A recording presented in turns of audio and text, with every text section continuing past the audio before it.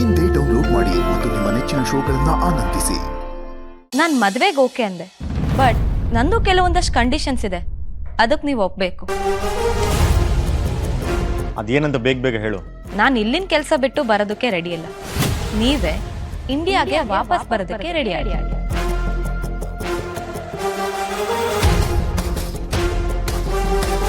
ನೀವು ನನ್ನನ್ನು ನೋಡ್ಕೊಳ್ಳೋ ಹೊರೆ ಯಾಕೆ, ನಾನೇ ನಿಮ್ಮನ್ನು ನೋಡ್ಕೊಳ್ತೀನಿ.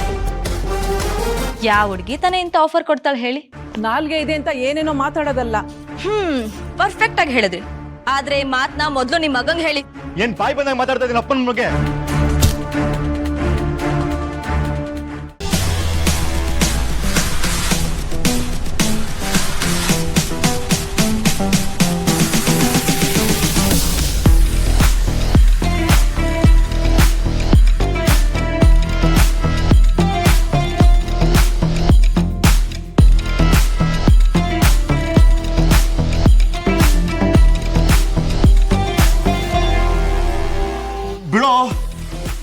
ಬಿಡು ಅಂದೆ.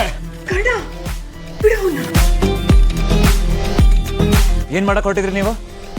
ಯಾಕೆ ಅವಳಿಗೆ ಮಾತಾಡಿದ್ ನಿನ್ ಕೇಳಿಸ್ಲಿಲ್ವಾ? ವಾಪಸ್ ಉತ್ತರ ಕೊಡಕ್ಕೆ ನಿಮ್ಮ ಹತ್ರ ಬಾಯಿ ಇರ್ಲಿಲ್ವಾ? ಕೈ ಎತ್ತ ಅಧಿಕಾರ ಯಾರು ಕೊಟ್ರು ನಿಮ್ಗೆ? ಸಿಟ್ಟು ಬರೋ ತರ ಮಾತಾಡಿದ ಅವಳು ತಪ್ಪು. ನನ್ ಮದ್ವೆ ಆಗ್ತಿರೋದು ಅವಳ ಮನೆ ಕೆಲ್ಸಕ್ಕಿರೋಕ. ಕನ್ನಡಿಲಿ ನಿಮ್ ಮುಖ ಒಂದ್ಸಲ ನೋಡ್ಕೊಳ್ಳಿ. ನಿಮ್ ಮುಖದ ಜೊತೆ ನೀವು ಆಡಿದ ಮಾತು ಕೇಳಿಸ್ಬೋದೇನೋ.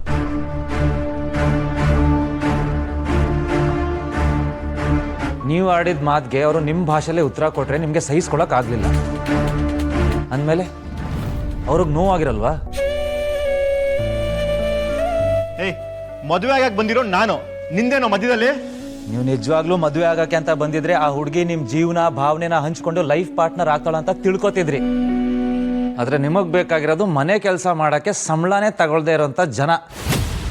ಅದನ್ನ ಮದುವೆ ಅನ್ನಲ್ಲ ಮಿಸ್ಟರ್.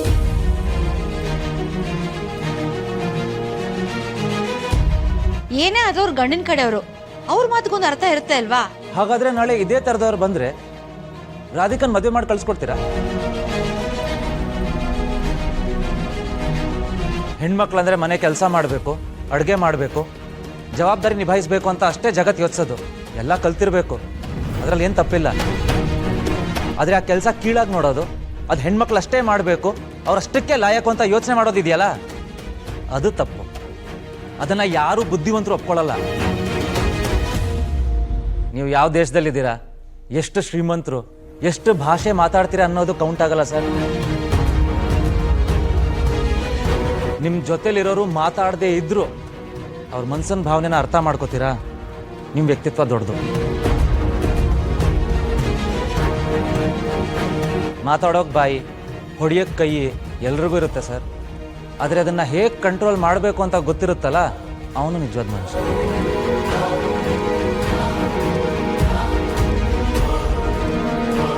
ನಿಮ್ಮ ಅಪ್ಪ ಅಮ್ಮ ಚೆನ್ನಾಗಿರಬೇಕು, ನಿಮ್ಮನ್ನ ಮದುವೆಯಾಗಿ ಬರೋಳು ಅವ್ರನ್ನ ಚೆನ್ನಾಗಿ ನೋಡ್ಕೋಬೇಕು ಅಂತ ನಿಮ್ಗೆ ಆಸೆ ಇದೆ. ಆದರೆ ನಿಮ್ಗೆ ಹೆಂಡತಿಯಾಗಿ ಬರೋಳ್ಗೂ ಒಂದು ಫ್ಯಾಮಿಲಿ ಅಂತ ಇರುತ್ತೆ ಅಲ್ವಾ?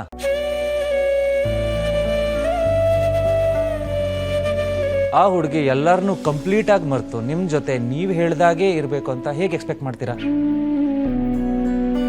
ಹೆಣ್ಮಕ್ಳು ಓದಬೇಕು, ಕೆಲಸ ಮಾಡಬೇಕು, ಅವ್ರ ಕಾಲ ಮೇಲೆ ನಿಂತ್ಕೋಬೇಕು ಅಂತ ಹೇಳಿದ್ರೆ ಸಾಲದು. ಅವರು ಸ್ವತಂತ್ರವಾಗಿ ಬದುಕೋದನ್ನ ಒಪ್ಕೊಳ್ಳೋ ಮನಸ್ಸು ಗಂಡಸ್ರಿಗಿರ್ಬೇಕು.